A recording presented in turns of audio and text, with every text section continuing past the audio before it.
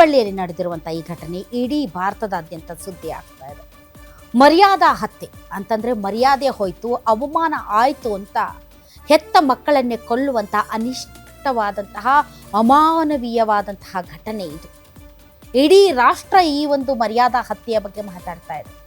ಅದು ನಮ್ಮ ಹುಬ್ಬಳ್ಳಿಯಲ್ಲಿ ನಡೆದಿದೆ. ಉತ್ತರ ಪ್ರದೇಶ, ಬಿಹಾರ, ರಾಜಸ್ಥಾನ, ಮಧ್ಯಪ್ರದೇಶ, ಪಂಜಾಬ್, ಜಾರ್ಖಂಡ್ ಇಂಥ ಕಡೆಗಳಲ್ಲಿ ಇಂತಹ ಮರ್ಯಾದಾ ಹತ್ಯೆಗಳು ನಡೀತಾ ಇತ್ತು. ಆದರೆ ಕರ್ನಾಟಕದಲ್ಲೂ ಕೂಡ ಇಂತಹ ಘಟನೆಗಳು ನಡೆಯುತ್ತೆ ಅಂತ ಅಂದರೆ ನಾವು ನಾಗರಿಕ ಸಮಾಜ ಒಂದು ರೀತಿ ನಾಚಿಕೆಯಿಂದ ತಲೆ ತಗ್ಗಿಸಬೇಕು. 19 ವರ್ಷ ಬೆಳೆಸಿದಂತಹ ತಂದೆ ಸ್ವಂತ ಮಗಳು 7 ತಿಂಗಳು ಗರ್ಭಿಣಿ, ಅಂತಹ 7 ತಿಂಗಳ ಮಗಳನ್ನು ದಲಿತ ಗಂಡನನ್ನ ಮಾಡಿಕೊಂಡ್ಲು ಅನ್ನೋ ಒಂದೇ ಒಂದು ಕಾರಣಕ್ಕೆ ಆಕೆಯನ್ನು ಕುರಿ ಕೊಚ್ಚಿದ ಹಾಕಿ ಕೊಚ್ಚಿ ಕೊಚ್ಚಿ ಹೆತ್ತ ತಂದೆಯೇ ಸಾಯಿಸ್ತಾನೆ ಅಂತಂದರೆ ಅವ್ರೇನಂತಾರೆ, ಇವ್ರೇನಂತಾರೆ, ನೋಡಿದವ್ರು ಏನಂತಾರೆ, ಕುಟುಂಬಸ್ಥರು ಏನಂತಾರೆ, ಫ್ಯಾಮಿಲಿ ಮೆಂಬರ್ ಏನಂತಾರೆ, ಇವ್ರೇನಂತಾರೆ, ಅವ್ರೇನಂತಾರೆ ಅಂತ ಬೇರೆಯವ್ರು ಏನಂತಾರೆ ಅಂತ ಹೆತ್ತ ಮಗಳನ್ನೇ ಕೊಚ್ಚಿಕೊಂಡಂಥ ಈ ಪಾಪಿ ತಂದೆ ಮಾಡಿರುವ ಈ ಘಟನೆ ಇವತ್ತು ಭಾರತದಾದ್ಯಂತ ಸುದ್ದಿ ಆಗ್ತಾ ಇದೆ. 7 ತಿಂಗಳ ಗರ್ಭಿಣಿ ಹೆಣ್ಣು ಮಗಳ ಹೊಟ್ಟೆಗೆ, ತಲೆಗೆ ಮನ ಬಂದಂತೆ ಕೊಡಲಿಯಿಂದ ಕೊಚ್ಚಿದ್ದಾನಲ್ಲ ಈ ತಂದೆ. ಈತನಿಗೆ ಏನು ಬೇಕಾಗಿತ್ತು? ಯಾರು ಈತನಿಗೆ ನೀನು ತುಂಬ ಚೆನ್ನಾಗಿ ಬೆಳೆಸಿಲ್ಲ ಅಂತಂದರು? ಯಾರು ಈತನಿಗೆ ನಿನ್ನ ಮಗಳು ದಲಿತ ಗಂಡು ಮಗನನ್ನು ಮಾಡ್ಕೊಂಡ್ಬಿಟ್ಲು, ಹಿಂಗಾಗಿ ನೀನು ಅಪವಿತ್ರ ಆಗೋದೆ ಅಂತಂದರು? ನಮ್ಮ ಸಮಾಜದಲ್ಲಿ ಈಗಲೂ ಇಂತಹ ಘಟನೆಗಳು ನಡೀತಾ ಇದೆ ಅಂತಂದರೆ ನಾವು ಎಲ್ಲಿದ್ದೀವಿ ಅಂತಲೇ ಅರ್ಥ ಆಗ್ತಾ ಇಲ್ಲ. Very sad. ಒಬ್ಬ ದಲಿತ ಯುವಕನನ್ನು ಮದುವೆಯಾಗಿ ತನ್ನ ಪಾಡಿಗೆ ತನ್ನ ಜೀವನ ಮಾಡ್ತಾ ಇದ್ದಂಥ ಒಬ್ಬ ಹೆಣ್ಮಗಳು 7 ತಿಂಗಳ ಗರ್ಭಿಣಿ, 2 ತಿಂಗಳಿಗೆ ಮಗುವನ್ನು ನೋಡಿ ಸುಖವಾದ ಸಂಸಾರವನ್ನು ಜೀವನ ನಡೆಸಬೇಕು ಅಂತ ಕನಸು ಕಂಡಿದ್ದಂಥ ಆಕೆಯ ಜೀವನಕ್ಕೆ ಹೆತ್ತ ತಂದೆನೇ ವಿಲನ್. ಓನ್ಲಿ ಬಿಕಾಸ್ ಮರ್ಯಾದೆ. ಕಂಡವ್ರು ಏನು ಹೇಳ್ತಾರೆ ಅಂತ, ಕಷ್ಟಕ್ಕಾಗದೇ ಇರೋರು, ಸುಖಕ್ಕಾಗದೇ ಇರೋರು, ಒಳ್ಳೇದು ಕೆಟ್ಟಕ್ಕಾಗದೇ ಇರೋರು, ಕೇವಲ ಮರ್ಯಾದೆಗೆ ಮಾತ್ರ 4 ಜನ ಬಂದ್ಬಿಡ್ತಾರಾ? Very sad. ಹುಬ್ಬಳ್ಳಿ ತಾಲೂಕಲ್ಲಿ ಮರ್ಯಾದೆ ಹತ್ಯೆ ಪ್ರಕರಣ. ದಲಿತ ಯುವಕನನ್ನ ಮದುವೆ ಆಗಿದ್ದಕ್ಕೆ ಮಗಳನ್ನೇ ಕೊಂದಿದ್ದಾನೆ ಅಪ್ಪ. 7 ತಿಂಗಳ ಗರ್ಭಿಣಿ ಅಂತನೂ ನೋಡದೆ ಕುಡ್ಗೋಲ್ನಲ್ಲಿ ಕೊಚ್ಚಿ ಕೊಚ್ಚಿ ಕುರಿನ ಕೊಚ್ಚಿದ ಹಾಗೆ ಕೊಚ್ಚಿ ಸಾಯಿಸಿದ್ದಾನೆ ಅಪ್ಪ.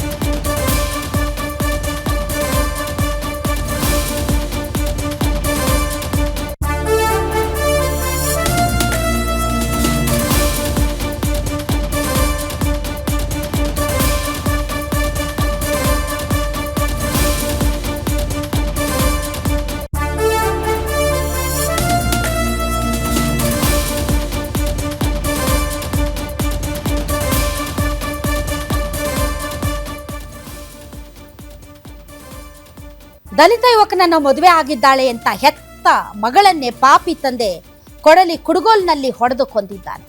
ರಕ್ತದ ಮಡುವಿನಲ್ಲಿ ಬಿದ್ದು ಒದ್ದಾಡ್ತಾ ಇರುವಂತಹ ಮಾನ್ಯ, ಕರಳ ಹಿಂಡತ್ತೆ ಗರ್ಭಿಣಿ ಮಾನ್ಯ ಕೊನೆಯ ದೃಶ್ಯಗಳು. ರಕ್ತದ ಮಡುವಿನಲ್ಲಿ ಬಿದ್ದು ಒದ್ದಾಡ್ತಾ ಇದ್ದಾಳೆ ಮಾನ್ಯ. ಹುಬ್ಬಳ್ಳಿ ತಾಲೂಕು ಇನಾಂ ವೀರಾಪುರದಲ್ಲಿ ಈ ಘಟನೆ ನಡೆದಿದೆ. ಆ ದೃಶ್ಯಗಳನ್ನು ನಾವು ನಿಮ್ಗೆ ತೋರ್ಸೋಕ್ಕಾಗಲ್ಲ ವೀಕ್ಷಕರೇ. ಆದರೂ ಕೂಡ ಅದು ಇಂಟೆನ್ಸಿಟಿ, ಅದರದ್ದು ತೀವ್ರತೆ ಎಷ್ಟಿತ್ತು, ಆ ದೃಶ್ಯ ಎಷ್ಟು ಕರಳು ಹಿಂಡೋ ಥರ ಇತ್ತು, ಯಾವ ರೀತಿಯಾದಂಥ ಹಿಂಸೆ ಅದು ನೋಡಿ. ರಕ್ತದ ಮಡುವಿನಲ್ಲಿ ತೇಲಾಡ್ತಾ ಇದ್ದಾಳೆ ಆ ಹೆಣ್ಮಗಳು. ಅವ್ರ ಸಂಬಂಧಿಕರು ಆಕೆಯನ್ನು ಬಚಾವ್ ಮಾಡೋದಕ್ಕೆ ಪ್ರಯತ್ನ ಪಡ್ತಾ ಇದ್ದಾರೆ. ಬಟ್ ಫುಲ್ ಬ್ಲರ್ ಮಾಡಿದ್ದೀವಿ. ಯಾಕೆ ಅಂದರೆ ಸಾರ್ವಜನಿಕರ ಒಂದು ಹಿತದೃಷ್ಟಿಯಿಂದ ನಾವು ಆ ದೃಶ್ಯಗಳನ್ನು ತೋರ್ಸೋಕ್ಕಾಗೋದಿಲ್ಲ. ಯಾಕೆ ಅಂತಂದರೆ ಅಷ್ಟು ರಕ್ತ. 7 ತಿಂಗಳ ಗರ್ಭಿಣಿ, ತಲೆಗೆ ಕೊಚ್ಚಿದ್ದಾರೆ, ಹೊಟ್ಟೆಗೆ ಹೊಡೆದಿದ್ದಾರೆ, ರಕ್ತದಲ್ಲಿ ಒದ್ದಾಡ್ತಾ ಇದ್ದಾಳೆ ಆ ಹೆಣ್ಮಗಳು. ಆಕೆ ಮಾಡಿದಂಥ ಏಕೈಕ ತಪ್ಪು ಬೇರೆ ಜಾತಿಯ ಹುಡುಗನನ್ನು ಮದುವೆ ಆಗಿರೋದು. ಅಷ್ಟೇ ಆಕೆ ಮಾಡಿರುವಂಥ ದೊಡ್ಡ ತಪ್ಪು. ಬೇರೆ ಜಾತಿ ಒಬ್ಬ ದಲಿತರು ಅನ್ನೋ ಕಾರಣಕ್ಕೆ ತನ್ನ ಮಗಳು ಬದುಕಿರಲೇಬಾರ್ದು ಅಂತ ಒಬ್ಬ ತಂದೆ ಈ ರೀತಿ ಕೊಚ್ಚಿ ಕೊಚ್ಚಿ ಕೊಲೆ ಮಾಡ್ತಾನೆ ಅಂದರೆ ಆತನ ಮನಸ್ಥಿತಿ ಹೇಗಿದೆ, ಆತನ ಮಾನಸಿಕತೆ ಹೇಗಿದೆ ಅಂತ. ಈ ಮನಸ್ಥಿತಿಗೆ, ಈ ಮಾನಸಿಕತೆಗೆ ನಾವು ನೀವು ಕಾರಣ ವೀಕ್ಷಕರೇ. ನಮ್ಮ ಸಮಾಜ ಕಾರಣ. ಡೆಫಿನೆಟ್ಲಿ ಮಗಳು ಓಡ್ ಹೋದ್ಲು, ಮಗಳು ಇನ್ನೊಬ್ಬನ ಮದುವೆ ಮಾಡ್ಕೊಂಡ್ಲು, ಮಗಳು ತನ್ನ ಇಚ್ಛೆಗೆ ವಿರುದ್ಧ ಮದುವೆ ಮಾಡ್ಕೊಂಡ್ಬಿಟ್ಲು, ಮಗಳು ಬೇರೆ ಜಾತಿಯವ್ರನ್ನ ಮದುವೆ ಆದ್ಲು, ಮಗಳು ಬೇರೆ ಧರ್ಮದವ್ರನ್ನ ಮದುವೆ ಆದ್ಲು. 4 ಜನ ನೋಡಿದ್ರೆ ಏನಂತಾರೆ, 4 ಜನ ನಿಮ್ಮ ಬಗ್ಗೆ ಏನು ಮಾತಾಡ್ತಾರೆ, 4 ಜನರ ಮುಂದೆ ನಿಮ್ಮ ಮರ್ಯಾದೆ ಹೋಯ್ತು, ನಿಮ್ಗೆ ಅವಮಾನ ಆಯಿತು ಅನ್ನೋವಂತಹ ಮಾತುಗಳು ಇವತ್ತು ಈ ರೀತಿಯಾದಂತಹ ಘಟನೆಗಳಿಗೆ ಕಾರಣ ಆಗ್ತಾ ಇದೆ. ಅದಕ್ಕೆ ಕಾರಣ ನಾವು ನೀವು, ನಮ್ಮ ಸಮಾಜ. ನಿಜಕ್ಕೂ ಈ ಸಾವು ನ್ಯಾಯನ? ಇದೊಂದೇ ಅಲ್ಲ, ಮೊನ್ನೆ ಆಂಧ್ರ ಪ್ರದೇಶದಲ್ಲೂ ಇಂಥದ್ದೇ ಘಟನೆಯನ್ನು ನಾವು ನೋಡಿದ್ವಿ. ಅದೆಂತಹ ಕ್ರೌರ್ಯ, ಅದೆಂಥ ಬಿಟ್ಟು ಬಿಡಬೇಕು, ಆಯಿತು ಬಿಟ್ಟು ಬಿಡ್ಬೇಕು, ಎಲ್ಲಾದರೂ ಬದುಕೊಳ್ಳಿ ಅಂತ. ಸಾಯಿಸಿದ್ರೆ ಸಮಾಧಾನ ಆಗುತ್ತಾ? ಸಾಯಿಸಿದ್ರೆ ಅದಕ್ಕೆ ಪರಿಹಾರನಾ? ಇತ್ತೀಚೆಗೆ ಹೇಗಾಗೋಗಿದೆ ಅಂದರೆ, ಸಮಾಜಕ್ಕೋಸ್ಕರ, ಸಮಾಜದಲ್ಲಿ ಮರ್ಯಾದೆಗೋಸ್ಕರ, ಸಮಾಜದಲ್ಲಿ ಅವಮಾನ ಆಗ್ಬಿಡುತ್ತೆ ಅನ್ನೋ ಕಾರಣಕ್ಕೆ ಹೆತ್ತ ಮಕ್ಕಳನ್ನು ಕೊಂದಂತಹ ತಂದೆ ತಾನು ಏನೋ ವೀರ ಸ್ವಾತಂತ್ರ್ಯ ಯೋಧ ಅನ್ನೋ ರೀತಿಯಲ್ಲಿ ತುಂಬ ಹೆಮ್ಮೆಯಿಂದ, ತುಂಬ ಗರ್ವದಿಂದ ಪೊಲೀಸ್ ಸ್ಟೇಷನ್ಗೆ ಹೋಗ್ತಾರೆ. ಮನುಷ್ಯತ್ವನೇ ಇಲ್ಲದೆ ಇರುವಂಥ ಮರ್ಯಾದೆ ತಗೊಂಡು ಏನು ಮಾಡ್ತೀರಿ? ಮನುಷ್ಯತ್ವ, ಮಾನವೀಯತೆ ಇಲ್ಲದೆ ಇರುವಂತಹ ಆ ಮರ್ಯಾದೆನ, ಆ ಗೌರವವನ್ನು ತಗೊಂಡು ಏನು ಮಾಡ್ತೀರಿ? ಈ ಪ್ರಪಂಚದಲ್ಲಿರುವಂತಹ ಪ್ರತಿಯೊಬ್ಬ ಮನುಷ್ಯನಿಗೂ ಕೂಡ ಮೊದಲಿಗೆ ಇರಬೇಕಾಗಿರೋದು ಮನುಷ್ಯತ್ವ ಮತ್ತು ಮಾನವೀಯತೆ. ಆ ಮಾನವೀಯತೆ, ಆ ಮನುಷ್ಯತ್ವ ಇಲ್ಲದೆ ಇರುವಂತಹ ಆ ಗೌರವ, ಆ ಮರ್ಯಾದೆ ಎದಕ್ಕೆ ಬೇಕದು? ತಾಂಡು ಏನು ಮಾಡ್ತೀರಿ? ಮನುಷ್ಯನಿಗೆ ಮನುಷ್ಯ ಆಗಬೇಕೇ ಹೊರತು ಧರ್ಮದ ಹೆಸರಲ್ಲಿ, ಜಾತಿಯ ಹೆಸರಲ್ಲಿ, ಇನ್ಯಾವುದೋ ಪ್ರತಿಷ್ಠೆಯ ಹೆಸರಲ್ಲಿ, ಮರ್ಯಾದೆಯ ಹೆಸರಲ್ಲಿ ಒಬ್ಬರನ್ನ ಕೊಲ್ಲೋದಿದೆಯಲ್ಲ, ಜೀವ ತೆಗೆಯುವಂತಹ ಹಕ್ಕು ಅಧಿಕಾರ ಯಾರಿಗೂ ಇಲ್ಲ. ಅಂಥದ್ರಲ್ಲಿ ಹೆತ್ತ ತಂದೆನೇ ಒಬ್ಬ ದಲಿತ ಯುವಕನನ್ನ ಮದುವೆ ಆದ್ಲು ಅನ್ನೋ ಕಾರಣಕ್ಕೆ ಈ ರೀತಿ ಕೊಚ್ಚಿ ಕೊಚ್ಚಿ ಕೊಲೆ ಮಾಡ್ತಾನೆ.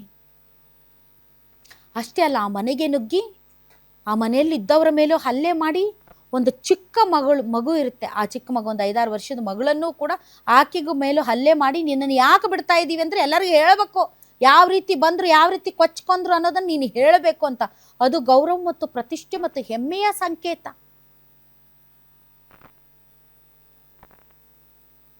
ಈಗ 4 ಜನ ಯಾರು ಮರ್ಯಾದೆ ಹೋಯ್ತು, 4 ಜನ ಯಾರು ಅವಮಾನ ಮಾಡಿದ್ರು, ಅವರೆಲ್ಲರೂ ಈಗ ಬರ್ತಾರ ಮುಂದಕ್ಕೆ ಬಂದು ಅವ್ರು ಮಾಡಿರೋದು ತುಂಬ ಗನಂದಾರಿ ಕೆಲಸ, ತುಂಬ ಒಳ್ಳೆ ಕೆಲಸ ಮಾಡಿದೆಯಪ್ಪ ನೀನು ಅಂತ ಬಂದು ಶಹಬಾಸ್ಗಿರಿ ಹೇಳ್ತಾರಾ? ನಿಮ್ಮ ಎದುರುಗಡೆ ಯಾರು ನಿಮ್ಮ ಮಗಳು ದಲಿತ ಯುವಕನನ್ನ ಮದುವೆ ಮಾಡ್ಕೊಂಡ್ಲು ಅಂತ ಹೀಯಾಳಿಸಿದ್ರೋ ಅವರೇ ಇವತ್ತು ಕುಂತು ಆತ ಮಾಡಿದ್ದು ತಪ್ಪು ಅಂತ ಹೇಳ್ತಾರೆ. 4 ಜನರಿಗೋಸ್ಕರ 4 ಜನರ ಮುಂದೆ ಅವಮಾನ ಆಯಿತು ಅನ್ನೋ ಕಾರಣಕ್ಕೆ ಈ ರೀತಿ ಹೆತ್ತ ಮಗಳನ್ನೇ ಕೊಂದಿದೆಯಲ್ಲಪ್ಪ ನೀನು ಪುಣ್ಯಾತ್ಮ. ಇವತ್ತು ನಿನ್ನ ಈ ಒಂದು ಅಪರಾಧದಲ್ಲಿ ಭಾಗಿಯಾಗೋದಕ್ಕೆ ಯಾರು ಅವಮಾನ ಆಯಿತು ಅಂತ ತಮ್ಮನ್ನ ಪ್ರವೋಕ್ ಮಾಡಿದ್ರಲ್ಲ, ಅವರೆಲ್ಲ ಬಂದು ಕಾನೂನು ಕಟ್ಕಟೆಯಲ್ಲಿ ನಿಂತ್ಕೋತಾರ? ಬರ್ತಾರಾ? ನೀನು ಮಾಡಿದ್ದು ಸರಿ ಅಂತ ಹೇಳುವಂಥ ತಾಕತ್ತು ಧೈರ್ಯ ಪ್ರದರ್ಶನ ಮಾಡ್ತಾರಾ?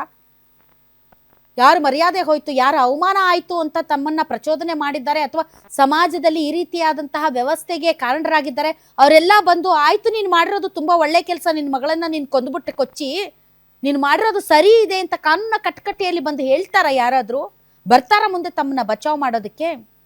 ಚೆನ್ನಾಗಿದ್ರೂ ಮಾತಾಡ್ತಾರೆ, ಚೆನ್ನಾಗಿಲ್ಲದೆ ಇದ್ರೂ ಮಾತಾಡ್ತಾರೆ. ಯಾರು ನಮ್ಮ ಜೀವನಗಳನ್ನು ಸುಧಾರಿಸಲ್ಲ, ನಮ್ಮ ಜೀವನಗಳನ್ನು ಮೇಲಕ್ಕೆತ್ತಲ್ಲ, ನಮ್ಮ ಜೀವನಗಳನ್ನು ನಾವೇ ನೋಡ್ಕೋಬೇಕು.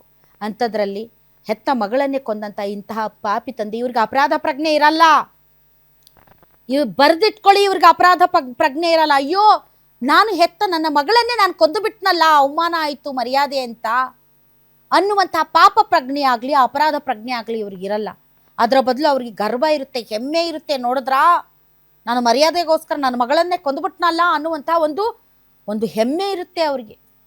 ಇಂತಹ ಪರಿಸ್ಥಿತಿ ಮತ್ತು ವ್ಯವಸ್ಥೆಗೆ ನಾವು ನೀವು ಕಾರಣ. ಯಾರು ಬಂದಿದ್ದಾರೆ ಇವತ್ತು? ಅದೇ ಮಂಗಳೂರಲ್ಲಿ ಧರ್ಮದ ಆಧಾರದ ಮೇಲೆ ಕೊಲೆಗಳಾದ ತಕ್ಷಣ ಎಲ್ಲ ಪಾರ್ಟಿಗಳು ಮುಗಿಬಿದ್ದು ನೀವು ಬೇಕಾದವ್ರ ಮನೆಗೆ ಹೋಗಿ ಅಲ್ಲಿ ಸಾಂತ್ವನ ಹೇಳೋದು, ಪೋಸ್ ಕೊಡೋದು ಮಾಡ್ತಿರಲ್ಲ. ಇವತ್ತು ಯಾರು ಸಮಾಜದ ಇಂತಹ ಅನಿಷ್ಟ ಪದ್ಧತಿ, ಇಂತಹ ಒಂದು ವಿಚಿತ್ರವಾದಂಥ ಕಾಯಿಲೆ ವಿರುದ್ಧ ಮಾತಾಡೋದಕ್ಕೆ ಯಾವ ಪೊಲಿಟಿಷಿಯನ್ಸ್ ಮಾನ್ಯ ಅವರ ವಿವೇಕಾನಂದ ಮನೆಗೆ ಹೋಗಿದ್ದೀರಿ? ಯಾರಲ್ಲಿ ನಿಂತು ಮಾತಾಡಿದ್ದೀರಿ ನೀವು? ಸಮಾಜದಲ್ಲಿ ಇಂತಹ ಸಾಮಾಜಿಕ ಪಿಡುಗುಗಳ ವಿರುದ್ಧ ಮಾತಾಡಬೇಕೇ ಹೊರತು ಧರ್ಮಕ್ಕೋಸ್ಕರ, ಜಾತಿಗೋಸ್ಕರ, ಕುಲ ಗೋತ್ರಕ್ಕೋಸ್ಕರ ನಾನು ಪ್ರಾಣ ತ್ಯಾಗ ಮಾಡ್ದ ಅಂತ ವೀರ ಸೇನಾನಿ ಅನ್ನೋ ರೀತಿಯಲ್ಲಿ ಹೋಗಿ ಧರ್ಮಕ್ಕೋಸ್ಕರ ಪ್ರಾಣ ಬಿಟ್ಬಿಟ್ರು ಅಂತ ಅವ್ರು ಶವಯಾತ್ರೆ ಮಾಡಿ ಅವ್ರ ತಂದೆ ತಾಯಿಗೆ ಸಾಂತ್ವನ ಹೇಳಿ ದೊಡ್ಡದಾಗಿ ಮೆರವಣಿಗೆ ಮಾಡ್ತಿರಲ್ಲ, ಇಂತಹ ಸಾಮಾಜಿಕ ಪಿಡುಗುಗಳು, ಇಂತಹ ಅನಿಷ್ಟ ಪದ್ಧತಿಗಳು ಜೀವಂತವಾಗಿರುವಾಗ ಯಾವೊಬ್ಬ ರಾಜಕಾರಣಿ ಹೋಗಿ ಅಲ್ಲಿ ನಿಂತು ಮಾತಾಡಿದ್ದೀರಾ? ಇದರಿಂದ ನಿಮ್ಗೆ ಓಟ್ಗಳು ಬರಲ್ಲ. ಇಂತಹ ಅನಿಷ್ಟ ಪದ್ಧತಿಗಳು ನಿಮಗೆ ಜೀವಂತವಾಗಿರಬೇಕು, ಆವಾಗಲೇ ನಿಮ್ಮ ಆಟಗಳು ನಡೆಯೋದಕ್ಕೆ ಸಾಧ್ಯ.